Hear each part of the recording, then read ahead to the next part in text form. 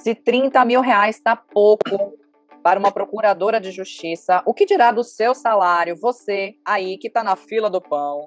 Pois é, minha gente, numa realidade social em que mais de 70% da população brasileira recebe até R$ 2.600, não é isso? 2 salários mínimos, uma ilustre e distinta senhora reclama de um mísero salário de cerca de R$ 30.000. Será que esse povo anda muito desgarrado da realidade social? Ou será que realmente é muito pouco essa parca quantia de apenas R$ 30.000 para sobreviver por mês? Muito bem-vinda, muito bem-vindo ao Papo Juriscast. Eu sou Erickson Moraes e estou aqui virtualmente ladeado por meus queridos amigos Bel Becker, Gerson Cardoso Gersinho, e me remete a algumas músicas, né?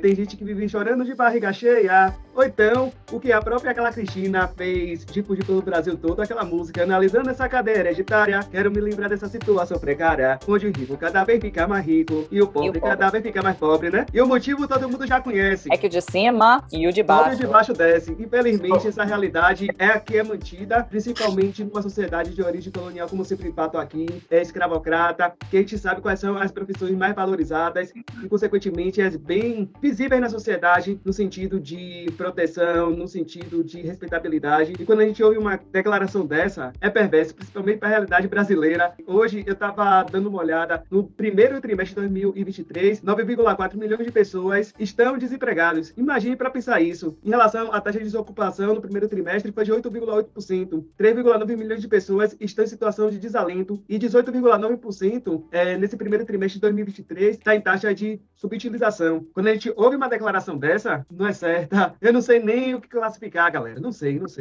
Acho que tem alguém que está precisando sair da bolha. Olha, você citou algumas músicas, Gessinho.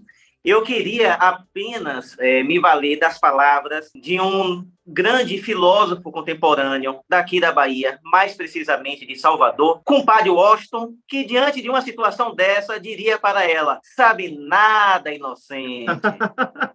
Pois né? Ainda bem que você não falou ordinária, né? Porque até o compadre Washington tirou ordinária e botou extraordinária. O que é extraordinário nessa história toda aí é essa fala dela, né, minha gente? Imagine, né? Uma fala que eu reputo totalmente desconectada da realidade, né? Uma pessoa que não vivencia a realidade do povo brasileiro. Esse povo, como Vininha trouxe aí, em média, 70% recebe até o salário mínimo. Fora a quantidade de pessoas que está na informalidade, né? Em situação de pós-pandemia, agravou cada vez mais. É um salário mínimo que a gente recebe extremamente mísero. Hoje o valor é de R$ 1.302. Segundo o DIEESE, o valor ideal para abril de 2023 seria de R$ 6.676,11. Imagine que recebe, por exemplo, benefícios de transferência de renda para sobreviverem. Na verdade, elas terminam tentando sobreviver diante de tudo isso. Para ouvir uma declaração dessa?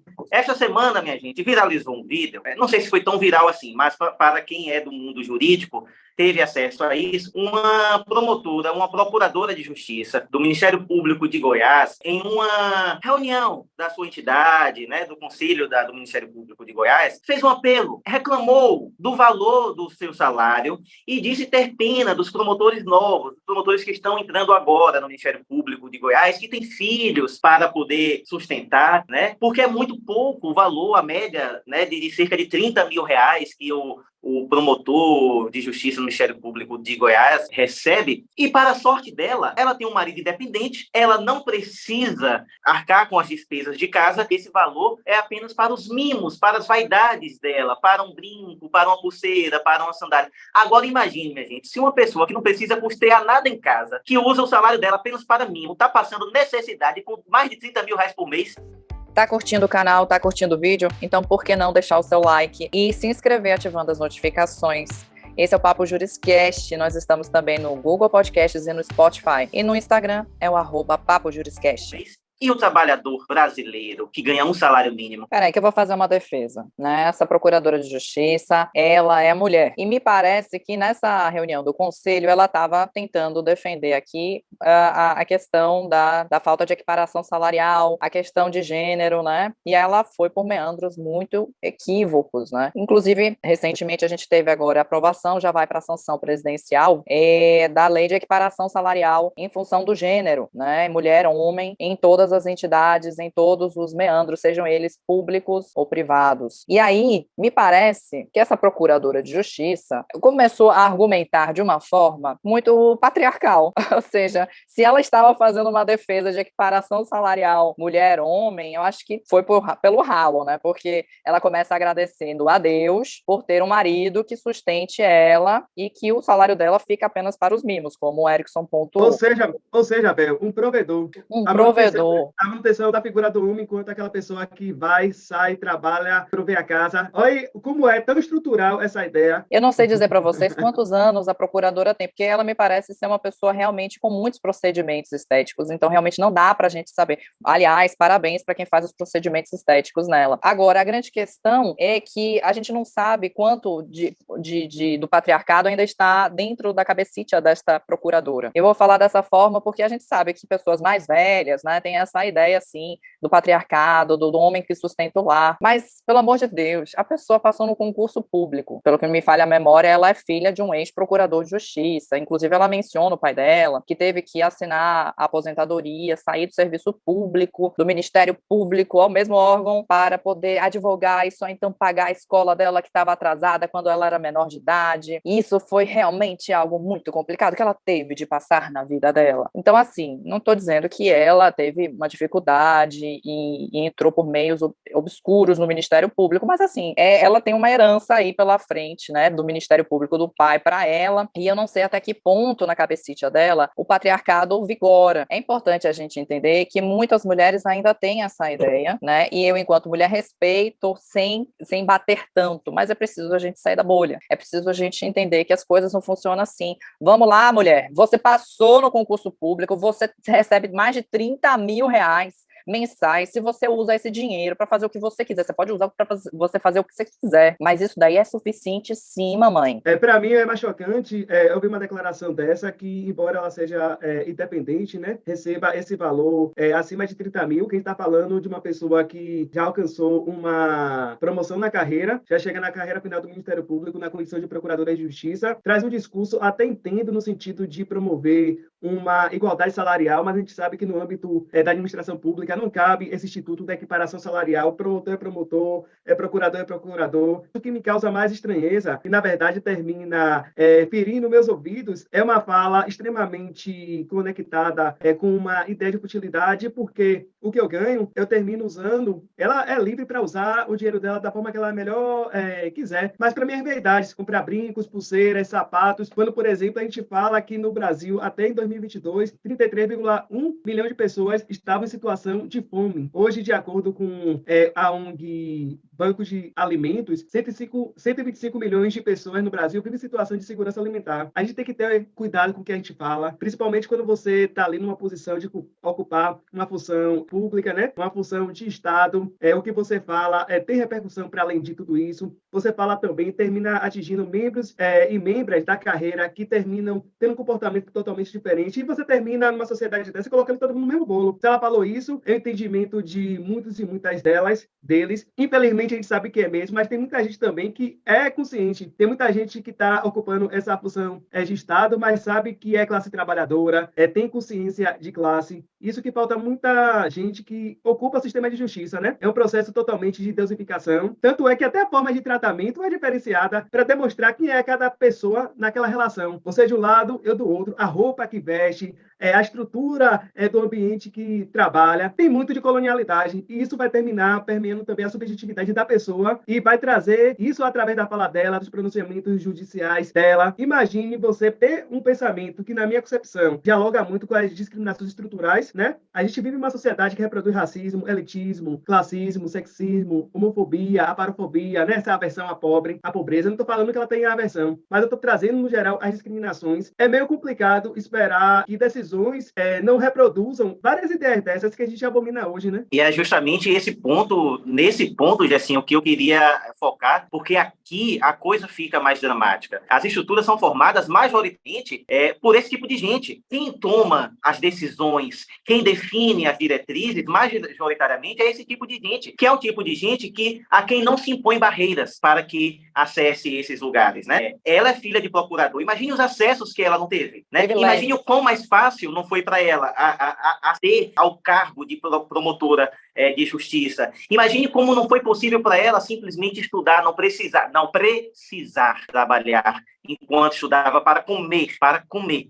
Então, essas pessoas compõem o sistema de justiça, majoritariamente, compõem o sistema carcerário, e essas pessoas trazem à existência, ao plano da existência, decisões que vão impactar na ponta, que vão impactar em pessoas cuja realidade ela não conhece. Então, é esse tipo de gente, por exemplo, que não tem um mínimo de constrangimento em denunciar, em massacrar e em acabar com a vida de uma pessoa que se vê obrigada a furtar um pacote de creme cracker para matar a fome. É esse tipo de gente que vai oferecer denúncias contra pessoas cuja realidade totalmente desconhece. Entende? Porque ela enxerga o mundo, como o Bel falou, ela vive uma bolha. Então, o mundo dela, o mundo para ela é visto a partir do seu umbigo. Então, ela é esse tipo de gente que vai pensar assim, se eu consigo sobreviver e não preciso roubar ganhando só 30 mil reais por mês, a pessoa que está ali também basta se esforçar, que recebe um salário mínimo, basta querer, basta se esforçar, ela também vai conseguir. A meritocracia. Então, porque aqui não é uma questão de valores, não é uma questão de quantidade, é uma questão de mentalidade. Então, ela não faz a proporção, eu recebo... Olha, o negócio, o buraco é mais embaixo, porque ela fala de valor, mas o que está por trás disso não é o valor por si só, não é o numerário, porque o pensamento dela é o seguinte, se eu sobrevivo, se eu consigo ter um mérito em sobreviver de alguma forma recebendo isso, o fulano também pode se esforçar e não precisa roubar. Então, isso para focar só em um ponto do nosso sistema de justiça, que é a justiça criminal especificamente, que é como trata pessoas pobres. Então, esse tipo de gente é que compõe, e aqui eu vou fazer minha última observação. Vamos lembrar agora quem foi que a presidência da República indicou para o STF. Novamente, um homem branco, hétero e rico. Gente, é complicado. Por mais garantista e por mais alinhado com os direitos, ele não conhece uma parte majoritária da realidade social. A manutenção do pacto, né, narcísico da branquitude e da masculinidade que termina, infelizmente, fazendo com que o nosso presidente Lula pise na bola. A gente fez o L, mas a gente sabe reconhecer quando a situação precisa ser criticada, né? A gente trabalha com esse sistema de garantias.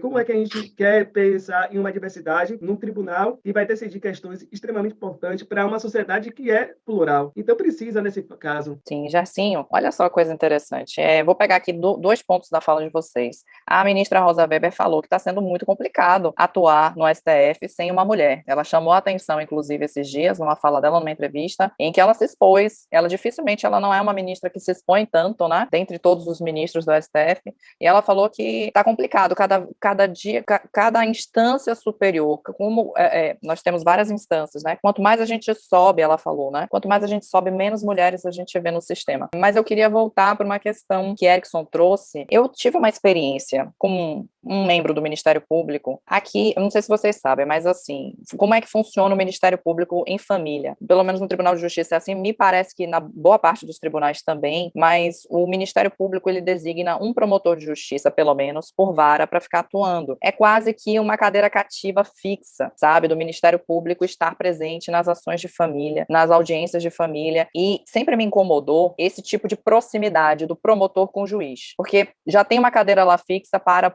a promotoria, né? E o membro do Ministério Público sempre está lá. Você entra numa audiência de família, é raro você não ver uma conversa íntima e pessoal do juiz ou da juíza com um membro do Ministério Público. Parece que eles viram parceiros, amigos, e inclusive já presenciei combinações de viagens entre eles, no meio da audiência, troca de cortina da juíza que olha para fala, nossa, minha cortina ela é assim, assim, vai desenhando a cortina, aí vira para o membro do Ministério Público e fala, você não acha que eu deveria trocar a minha cortina no meio da audiência de família? É muito comum a gente ver esse tipo de parceria fútil, porque é um ambiente em que eles vivem. Eles não têm mais com quem trocar futilidades. E isso me chama a atenção para os super salários, porque a gente está falando de membros do serviço público que não precisam disso tudo de salário, né? Afinal, a grande preocupação deles é trocar o quê? A cortina? É para onde eles vão na próxima viagem? O destino deles? É assim que funciona, então, a grande preocupação dessa galera? Eu sei que muitos das pessoas que têm super salário sustentam outras, ajudando outras pessoas, e é justamente aí que eu queria bater. Não precisa, no Brasil, de salários tão altos. O serviço público todo, como um todo, deveria ser revisto. E a gente sabe por onde a gente deveria começar a rever essa questão dos super salários, né? É justamente pelo STF, que é o parâmetro constitucional para todos os demais salários. Eles são o teto salarial do serviço público. E Jacinho, ele chamou a atenção, né? Ele falou que 70% das pessoas no Brasil recebem até um salário mínimo e 37% das pessoas recebem até 2. Para você poder ser, por exemplo, atendido pela Defensoria Pública, você tem que receber até 3 salários mínimos. É um dos critérios para que você possa ter o atendimento gratuito da Defensoria Pública do seu estado. Imagina, gente, a situação do brasileiro ouvindo um servidor público que deveria estar ali para poder promover a justiça, para ser auxiliar do judiciário. Pago com o dinheiro dele também, né? Pago com o dinheiro da população. Imagine você que está aí ouvindo essa pessoa criticando, reclamando, sabe? E para quem está no dia a dia, no convívio com membros do Ministério Público, saber que o grande problema deles é a troca de cortina, sabe? É algo que me machuca. É uma realidade assim que eu costumo falar e me preocupa, porque o que acontece assim, a gente vive numa sociedade que é uma sociedade marcada realmente por relações muitas vezes fúteis, muitas vezes desconectada da realidade do povo brasileiro, e à medida que as pessoas vão progredindo em carreira, vão progredindo financeiramente, mais distante termina ficando da realidade social que vai julgar. Eu estava parando para pensar, eu estava no evento, depois que eu saí, ouvi várias falas potentes de pessoas que demonstravam uma mudança de perspectiva de vida. Eu não me esqueço, era uma estudante de psicologia dizendo que trabalhava como caixa de um supermercado. E ela ali era acostumada o tempo todo a ser assediada, a ser violentada verbalmente por clientes. E ela não concordava com aquilo tudo, se posicionava, era má vista dentro daquele espaço e conseguiu, depois que ela tomou conhecimento que tinham cotas na Universidade Federal da Bahia, adentrar o curso de psicologia e estava ali satisfeita. Eu vi naquela fala, eu costumo falar que eu aprendo muito com as pessoas. Eu parei para pensar, meu Deus, eu tenho tantos colegas que trabalham no sistema de justiça que, se você for parar para pensar, qual foi a última vez que ele ou ela fez algo que fazia no passado e deixava ela feliz, ele feliz, está muito distante, porque passa a viver a vida de acordo com aquele contexto social, econômico, que ela agora faz parte. E quanto mais se distancia, mais você perde a sua essência, mais você esquece quem é você, das suas origens, né? Recentemente também eu vi, no final do ano passado, no evento da OAB, a fala do professor Cláudio Mascarenhas Brandão, que é ministro do TST, e ele disse que quanto mais você avança no sentido de tribunais, chegando aos superiores, né, você mais se distancia da situação do povo, e é isso. A gente quer cada vez mais pessoas conectadas, pessoas mais humanas, pessoas que agem com empatia, para que consigam romper tudo isso e contribuir para essa transformação que a gente sempre pede, que a gente almeja, principalmente melhorando a qualidade de vida das pessoas. Pois é, minha gente.